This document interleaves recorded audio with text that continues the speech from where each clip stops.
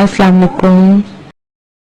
সাধারণত নাস্তিকরা যে ব্যাপারটা নিয়ে আমাদের প্রাণপ্রিয় 200 কোটি মানুষের প্রাণপ্রিয় নবী হযরত মুহাম্মদ সাল্লাল্লাহু আলাইহি সাল্লামকে নিয়ে ঠাট্টা মশকরা করেন, ওনার সমালোচনা করেন, কেউ কেউ তো গালিগালাজও করেন।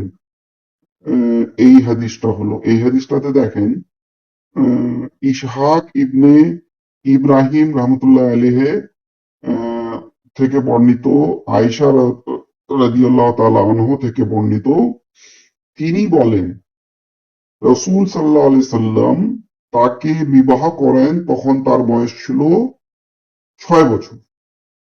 আর যখন তাকে নিয়ে বাসর করেন তখন তার বয়স ছিল 9 বছর। তাহকিক সহিহ ইবনে মাজাহ 1876 নম্বর হাদিস।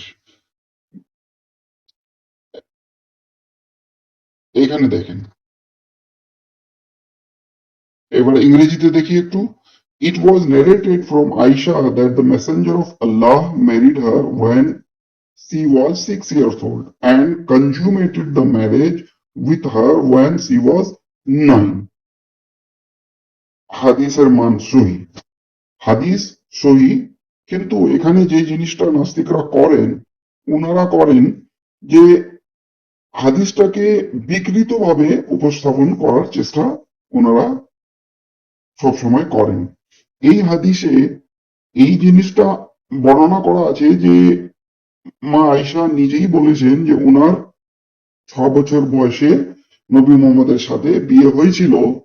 আর বিয়ে বিয়ে যখন ওনার বয়স 9 বছর হয় তখন বিয়েটা, তার বয়স ছিল 9 বছর, তখন বাসর হয়েছে। এর মানেই যে জনসম্পর্ক হয়েছে, এটা কোথায় নাস্তিকরা পায়? ওনাদের মাথায় শুধু জনসম্পর্ক, সেক্স এগুলোই কেন ঘুরে? এখানে তো এরকম কিছু বলাই নেই, 1 নম্বর কথা। 2 নম্বর কথা, যে নাস্তিকরা কিভাবে জানতে পারে যে কোনটা সঠিক, কোনটা বেঠিক?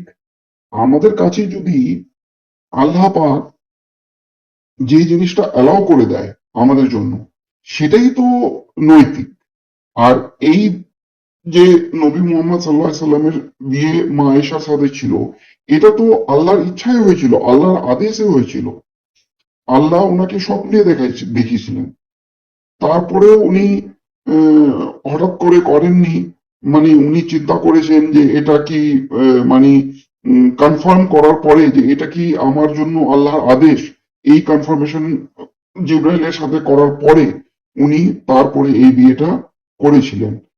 আর এই বিয়ের পিছনে আল্লাহর যে আহ, হিকমত ছিল, যে এই যে আমাদের হাদিসগুলো, কতগুলো হাদিস যে মা আয়েশা বর্ণনা করেছেন, মানে নাস্তিকরা বুঝতে পারে না যে সবকিছু বিয়ের সবকিছু যে মানে জনসম্পর্ক সম্পর্কিত, এটা হয় না।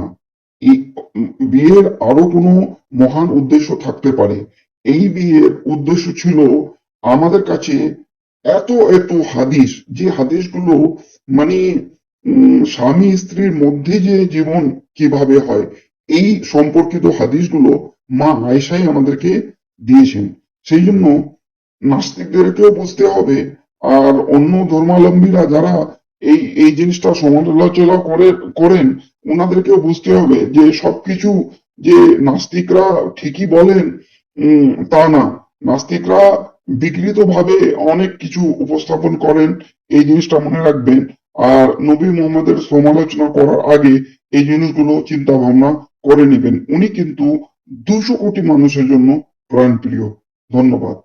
জাযাকাল্লাহ খাইরান।